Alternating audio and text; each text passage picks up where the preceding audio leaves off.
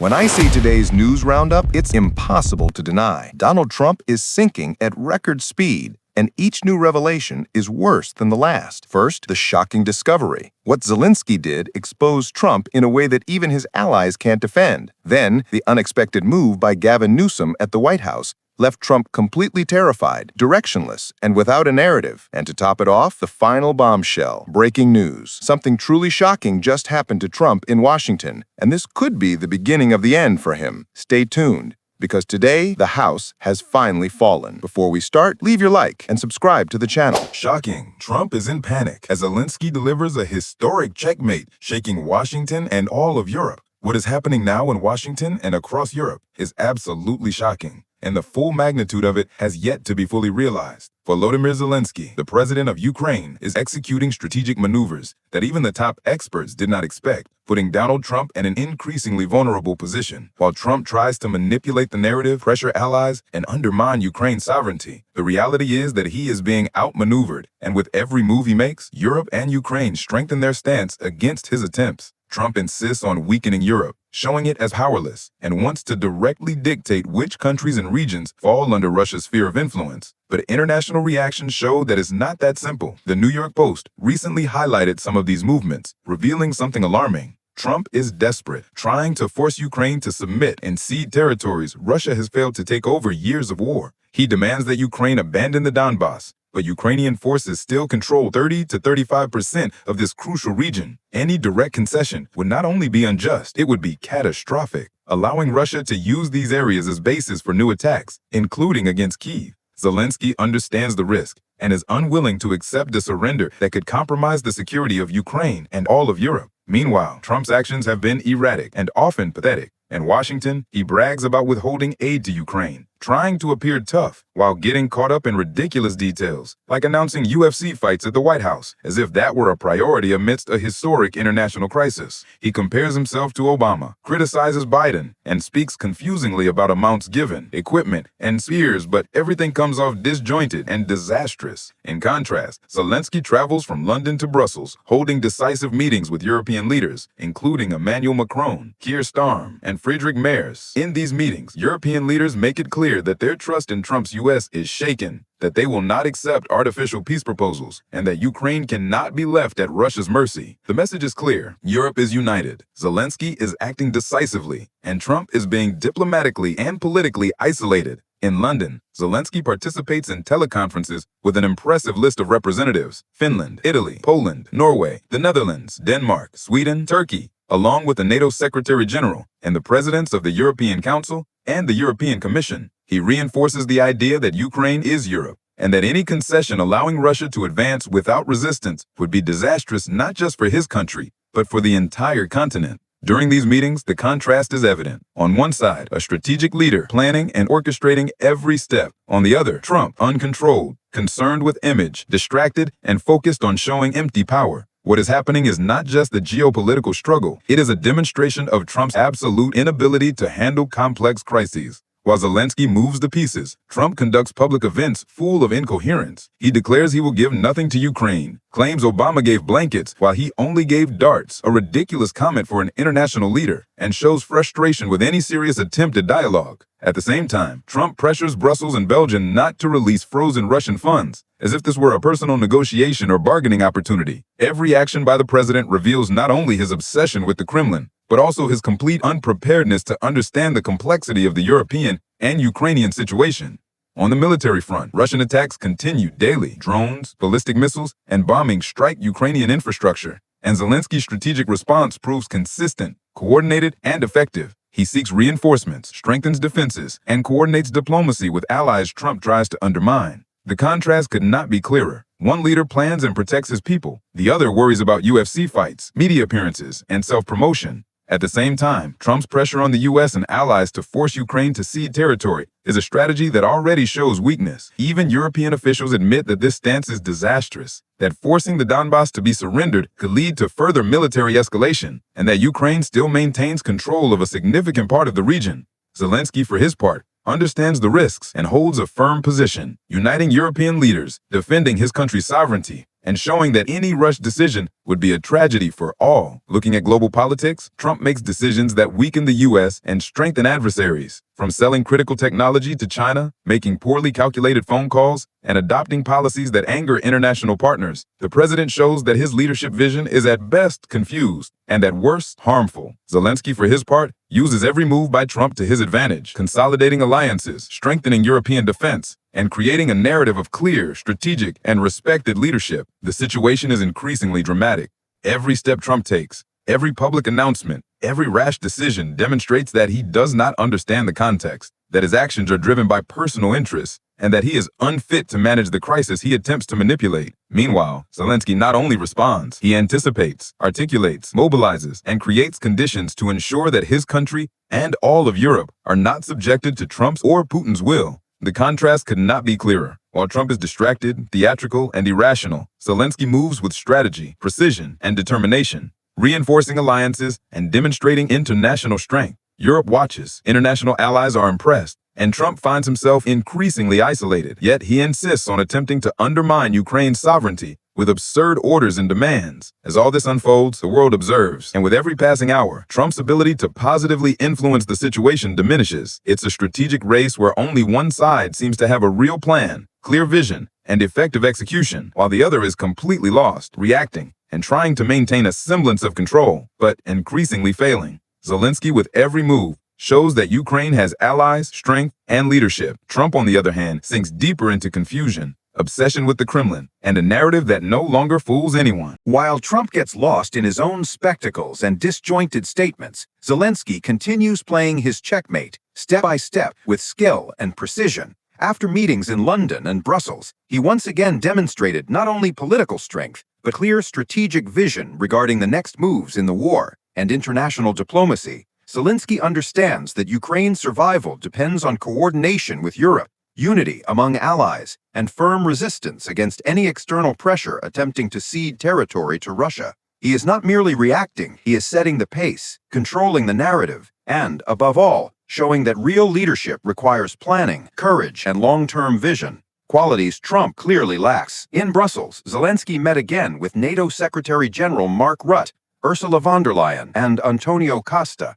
In these meetings, it became evident that Europe understands the gravity of the situation. Trump's pressure for Ukraine to give up the Donbas is absurd and dangerous. This is not just a piece of territory, it concerns the entire European defense strategy and the safety of millions of civilians. Zelensky emphasized that ceding this region, still partially under Ukrainian control, would allow Russia to expand its offensive directly toward Kyiv, and then all of Europe. A clear warning: the Donbas is non-negotiable, and any forced surrender threatens continental stability. Meanwhile, Trump continues his personal show, distracted by UFC events and making statements about darts and blankets, completely disconnected from the reality of an international crisis. He tries to pressure Brussels to block frozen Russian funds, hoping to turn them into bargaining chips, while Ukraine urgently needs these resources for defense, infrastructure, and recovery.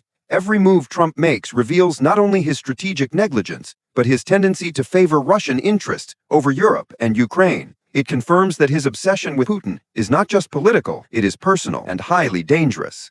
Zelensky, on the other hand, works quietly and effectively to consolidate alliances and ensure that any peace agreement is fair, lasting, and based on the realities on the battlefield.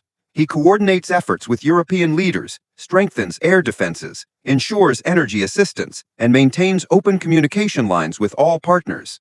Every step of his diplomacy is calculated to leave no room for maneuvers that could put Ukraine or Europe at risk. He has turned Trump's pressure and attempts to undermine the country into an opportunity to show leadership, consolidate international trust, and reinforce European unity. The difference between the two leaders could not be starker. Zelensky combines military action, diplomacy, and effective communication. Trump combines misinformation, distraction, and personal interests. While Trump made confusing calls to international leaders, tried to control absurd narratives, and even authorized sensitive tech sales to China amid global tensions, Zelensky orchestrated strategic meetings, aligned European positions and security guarantees, and created conditions for strengthening his country across all sectors. The disparity is so clear that it is undeniable. At this moment, the geopolitical game is being led by Zelensky. Zelensky's checkmate is evident not only in negotiations, but in the confidence he inspires. European leaders recognize that any forced concession by Ukraine would be catastrophic,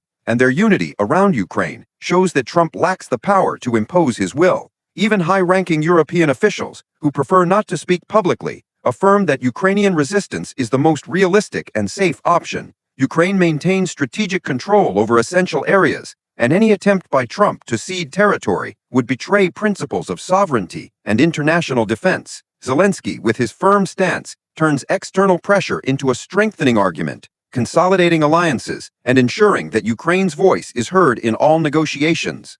Moreover, Zelensky projects a global vision, understanding interactions with countries like India, Japan, China, and other international actors. He realizes that Trump's actions are creating diplomatic vacuums that adversaries could exploit. While Trump tries to maintain some control with ridiculous gestures and disjointed statements, Zelensky ensures Ukraine is not merely a pawn, but a decisive force shaping alliances and reinforcing European security. He turns every Trump move into a political, military, and diplomatic strengthening opportunity, consolidating positions and making it clear that Ukraine will not yield to blackmail. The result of this strategy is clear. While Trump gets lost in media events, incoherence, and erratic decisions, Zelensky expands his influence, unites allies, and consolidates positions Trump could never manipulate. Europe watches, international leaders take note, and Russia feels the pressure of a country that, even at war, can coordinate, articulate, and lead effectively. Zelensky does not merely resist, he advances, proving that real leadership requires more than words. It demands strategy, vision, and courage. Ultimately, what we are witnessing is not just a dispute between countries, but a demonstration of who truly understands global power, diplomacy, and modern warfare. Zelensky has shown he can control the board, anticipate moves, consolidate alliances, and ensure Ukraine remains strong and respected. Trump, meanwhile, reveals himself incapable of handling the complexity of the situation, concerned only with self-promotion, personal interests, and an obsession that harms allies and strengthens adversaries. Zelensky's checkmate is not only political, it is strategic, military, and moral. It proves that a prepared, focused, and determined leader can overcome even the most powerful forces when they act erratically and disorganized. Europe is united, Ukraine resists, and Trump finds himself isolated, unable to decisively influence the course of the crisis. Every step Zelensky takes strengthens his position, consolidates alliances, and shows the world that effective leadership is not built on empty words or media spectacles, but on strategic action, courage, and clear vision. And while Trump attempts to undermine, distract, and confuse allies, Zelensky turns every challenge into opportunity, ensuring Ukraine remains sovereign, secure, and internationally supported. Shocking. Trump panics as Newsom shows up at the White House. Donald Trump, the current president of the United States, has once again demonstrated just how completely unprepared he is to handle situations that require leadership and concrete action. Gavin Newsom, governor of California, traveled to Washington, D.C. with a single objective: to discuss the emergency aid needed by victims of the devastating fires in Los Angeles, aid that Trump and his Republican supporters had promised, but that until now remains absent. What happens? Trump literally runs away. He does not want to meet with the governor of California. He even stated incredibly, "I'm very afraid to meet with you, Newsom."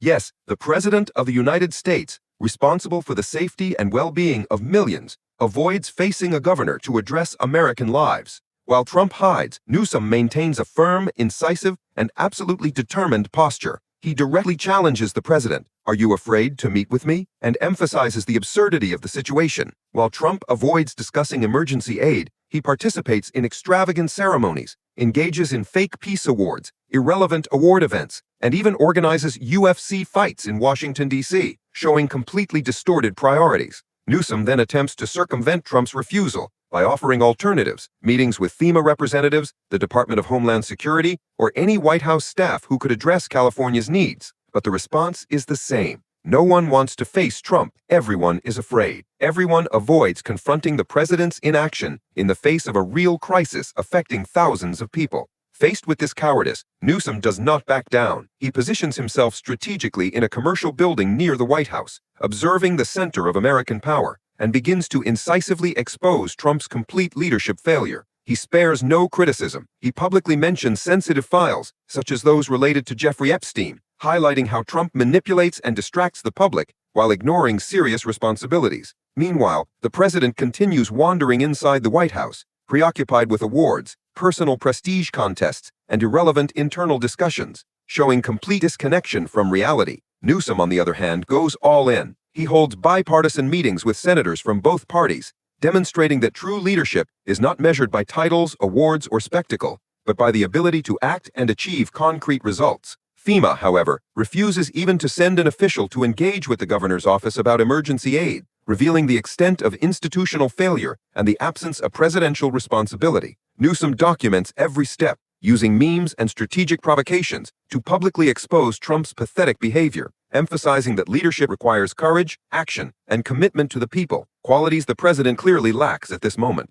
Additionally, Newsom connects these failures to the direct impact on the United States' economic competitiveness, the survival of traditional automakers, and the country's position on the global stage. He highlights Trumpism not as a political ideology, but as a personality cult that quickly disintegrates and fails to maintain a united coalition. He denounces crony capitalism, endemic corruption, and the way Trump ignores the rule of law, allowing personal interests and questionable alliances to override the needs of the American people. The contrast is brutal and explicit.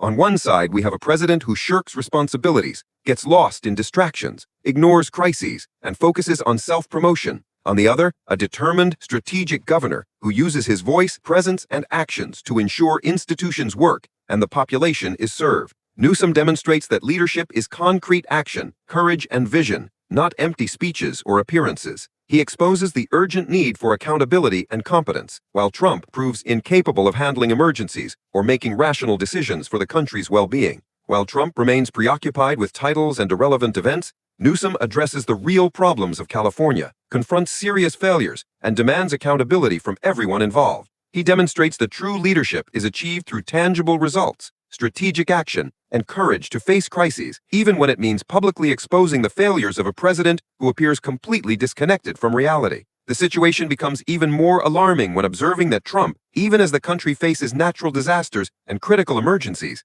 continues to worry about awards, entertainment fights, and self-promotion, while ignoring the urgency of providing vital aid to those in need. Newsom, meanwhile, demonstrates true leadership, building alliances, negotiating bipartisanship, and pressuring institutions to fulfill their role. He shows that responsibility and concrete action are fundamental to any serious government, while Trump limits himself to displaying the frustration of his own inability to act effectively. The gravity of the contrast cannot be ignored. As the world watches the United States, Trump's leadership exposes weaknesses and risks, making clear that presidential incompetence directly affects human lives, the economy, security, and international credibility. Newsom thus becomes a symbol of action, courage, and responsibility, confronting a government that prioritizes personal interests and distractions instead of protecting Americans and providing emergency aid to those in need. As the world observes, the situation becomes increasingly surreal. Donald Trump, the current president, continues to evade direct responsibility, while Governor Newsom assumes the leadership posture that California, and in fact the country, so desperately needed. The revelation is striking. Trump literally fled when Newsom arrived in Washington, D.C., ready to address emergency aid for fire victims in Los Angeles. It's incredible to imagine that the nation's leader, responsible for saving lives, could refuse dialogue with a governor to discuss immediate relief. Yet that is exactly what happened. Trump clearly stated, without hesitation, that he was very afraid to meet with Newsom, explicitly exposing his unwillingness to confront real crises. Newsom, on the other hand, was undeterred. He attempted every possible alternative: meetings with FEMA representatives, the Department of Homeland Security, and other White House officials. But everyone was afraid. Everyone avoided confrontation. And this is where the story becomes even clearer. The U.S. emergency response system was being blocked not by a lack of resources, but by the president's fear and inaction. Faced with this, Newsom made a bold and strategic decision. He not only publicly denounced Trump's cowardice and failure, but also began using social media and public visibility to show what was really happening. From a building near the White House with a direct view of the center of American power, Newsom began provocatively exposing Trump. He cited Epstein files, raised questions about the handling of awards and fake events, and made it clear that while Trump focused on self-promotion, he neglected the lives of thousands of citizens. Newsom's smart and strategic actions showed the public that leadership is courage, concrete action, and responsibility, while Trump's presidency at that moment seemed merely a facade of power without substance. And the story doesn't end there. During Newsom's actions, it became clear that Trump was not just avoiding meetings, he was actively blocking the flow of aid and refusing any serious dialogue. Even FEMA, the Federal Emergency Agency, refused to send representatives to meet with the governor's office. The gravity is immense. Lives were at risk, while the president focused on personal prestige events, questionable awards, and his public image, as the population faced destruction and tragedy. Newsom, in contrast, organized bipartisan meetings with senators and members of Congress, showing that true leadership requires concrete action, political independence, and focus on the people, not personal interests or media spectacles. At the same time, Newsom highlighted the direct impact of Trump's negligence on the economy, energy, and the United States' international competitiveness. He pointed out how the lack of action and focus on self-promotion undermines American industry, innovation, and the country's ability to stay ahead in the global race. He denounced Trump's regressive environmental policies, the sabotage of clean energy, the closure of sustainable plants, and America's absence in critical international events such as COP30, showing how the president's actions harm not only California, but the entire nation and its global standing. The most shocking revelation came when Newsom linked Trump's behavior to the rule of law and public safety. He showed that the president not only avoids responsibilities, but also creates conditions for questionable interests to prosper, protecting dubious allies and covering harmful practices. From narco-terrorists to institutional manipulation, Trump exposes critical vulnerabilities in the U.S. system, while his erratic behavior undermines international trust and puts lives at risk. Newsom made it clear, this is not just politics, but basic principles of governance, ethics, and accountability. Throughout the episode, Trump's reaction was childish and pathetic. He remained distracted by awards, UFC fights, and self-promotion while Californians suffered. The American economy was damaged, and the nation's international credibility deteriorated. Newsom, in contrast, used strategy, intelligence, and courage to apply pressure, expose failures, and show the public what real leadership means in times of crisis. He turned a situation of blockage and fear into a clear demonstration of leadership, proving that action and responsibility are infinitely more important than titles or displays of power. The headline is unmistakable. President Trump, responsible for leading the United States, fled from a governor attempting to secure relief for natural disaster victims. He demonstrated fear, disorganization, and complete disconnection from reality, while Newsom took the lead, demanded accountability, and showed the country that true leadership requires courage, concrete action, and commitment to the well-being of the population. This situation exposes not only Trump's weakness as a leader, but also the real consequences of a presidency focused more on spectacle and self-promotion than governance and public service. While Trump remains distracted, California, and to some extent the United States, witnessed the consolidation of real leadership based on action, strategy, and courage. Newsom shows that even in the face of fear and refusal by the central power, it is possible to ensure that institutions function, lives are protected, and fundamental principles of governance are upheld. And this is precisely what makes this story not just relevant, but crucial to understanding the contrast between power and responsibility, spectacle, and true leadership. Breaking. Something shocking just happened to Trump in Washington. Donald Trump continues to be at the center of a storm in Washington, D.C., but this time in a way that no one can ignore. It is impossible to follow all the absurdities of his administration without feeling a mixture of outrage and disbelief. We are talking about President Trump, leader of the nation, being booed in the very capital of the United States, while his team of supporters and negotiators becomes the target of public humiliation. And we are not talking about small protests. We are talking about scenes reflecting the growing rejection of a large portion of the American population toward his administration. Pete Hegseth, one of the faces of the regime, was recently booed at U Station, as if the city were demanding accountability. And it didn't stop there. J.D. Vance, another close ally of Trump, also did not escape the public's anger. These boos are directed at every figure associated with policies of destruction, negligence, and corruption being imposed on the country. The American people are fed up, and they make that clear. What we see is a pattern. Every time these MAGA leaders appear in public, The reaction is unanimous and intense. It is not just disapproval, it is an open display of repudiation, a reflection of the weariness and loss of credibility that the president and his group have suffered over the past year. Meanwhile, Americans face real consequences: massive layoffs, rising unemployment, small business failures, and crises in healthcare access. More than 1 million jobs were lost recently, a 54% increase compared to the previous year, during Trump's own administration. And what does Trump do amid this calamity? He focuses on UFC fights, golden halls, monumental arches on the National Mall, and installing pull-up bars in airports. This is not hyperbole. He is literally prioritizing physical exercise for travelers while the economy and national security are left aside. Yesterday, the Trump administration's Secretary of Transportation announced that passengers should perform pull-ups and stair climbs at airports to activate circulation, as if this solved the crisis of accessibility and air travel safety. RFK Jr. was seen participating in these demonstrations, but meanwhile, critical decisions on infrastructure, jobs, and clean energy take a back seat. The White House is literally focused on spectacle instead of governance. The Golden Hall,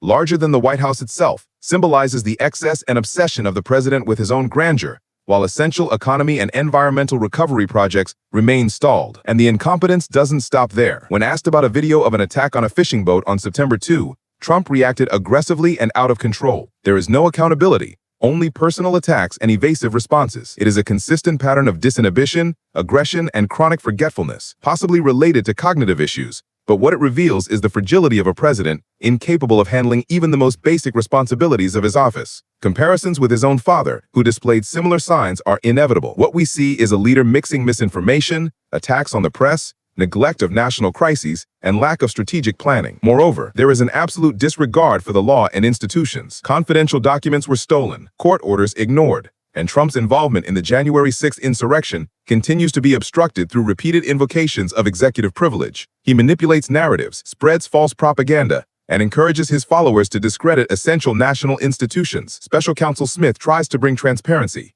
but faces systematic resistance from Republican congressmen and senators who protect the president at all costs.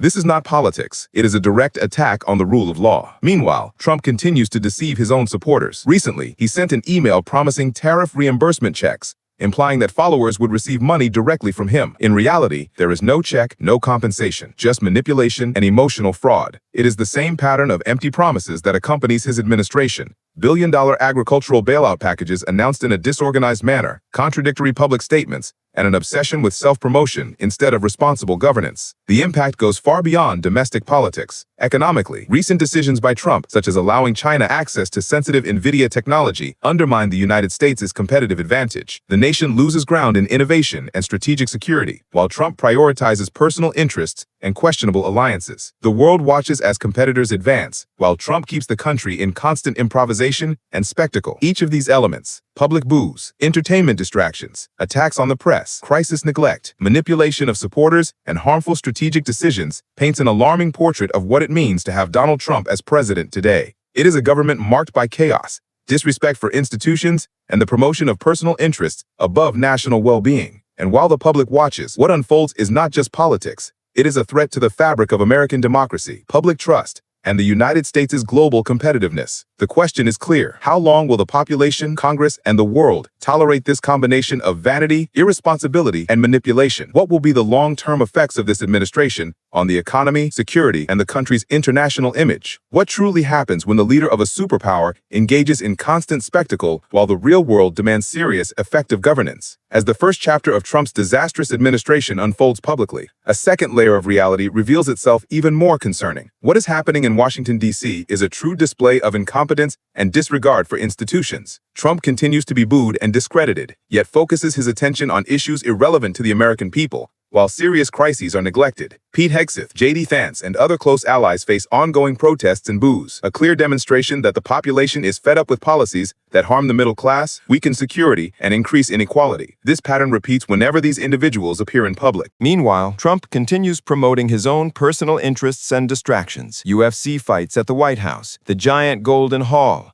pull-up bars in airports, and the Trump Arch on the National Mall. All of this occurs while the nation faces real crises: rising unemployment, limited access to essential services, health system failures, inflation threats, and economic insecurity. The president's priority is spectacle, not governance. This is a direct affront to presidential responsibility and the American people notice every move of this charade. Trump's negligence goes even deeper. He has been accused of manipulating and delaying the release of crucial information, such as a video of an attack on a fishing boat on September 2, involving war crimes and murders. Instead of acting transparently, Trump attacks reporters, avoids direct answers, and creates false narratives, further confusing the population. This behavior is not just irresponsible, it is dangerous, as it undermines public trust in official information and security institutions. Trump's rule of law disregard is evident in multiple cases: theft of confidential documents, disobedience to court orders, and obstruction of civil and federal processes related to the January 6th insurrection.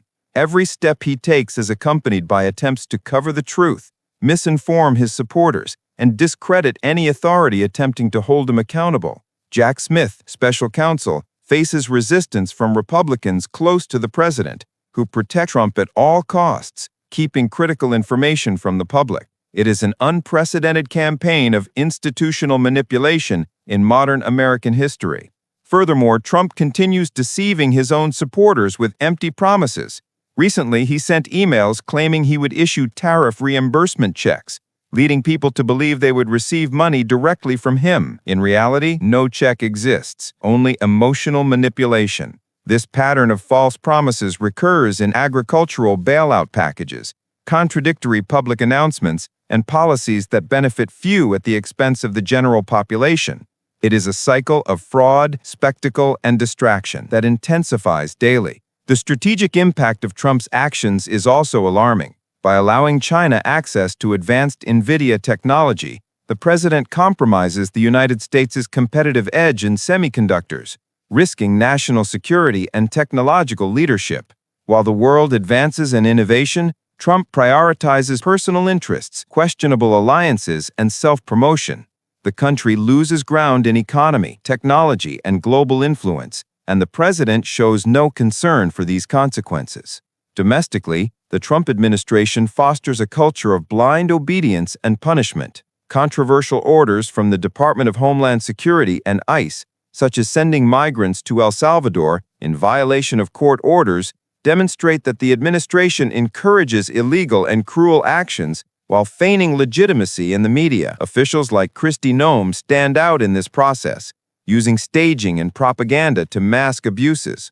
All this occurs under the watch of a president who prioritizes self-promotion while ignoring law and human rights. Judicially, Trump continues resisting the delivery of mandatory documents, repeatedly invoking executive privilege to prevent civil and federal processes from advancing. At the same time, he lies about the FBI's role and other agencies in critical events, such as the January 6th insurrection.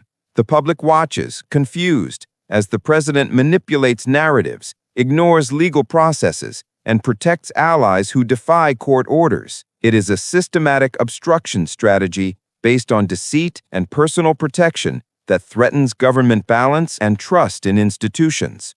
Moreover, the Trump administration continues creating confusion about agricultural policies, economic bailouts, and emergency assistance, repeating past mistakes. While announcing billion-dollar packages, implementation is slow, contradictory, and often symbolic. Communication with Americans is misleading. Promises of payments, checks, and benefits that do not exist. This is a recurring tactic, mixing manipulation, distraction, and spectacle. On the international stage, Trump demonstrates a worrying posture. He prioritizes personal interests and domestic propaganda over global strategy. Allowing China to acquire advanced NVIDIA technology is not just an economic error, but a serious strategic failure, compromising security and competitiveness. It is a decision that favors adversaries while the American population faces real consequences: rising cost of living, unemployment, limited access to technology, and loss of global influence.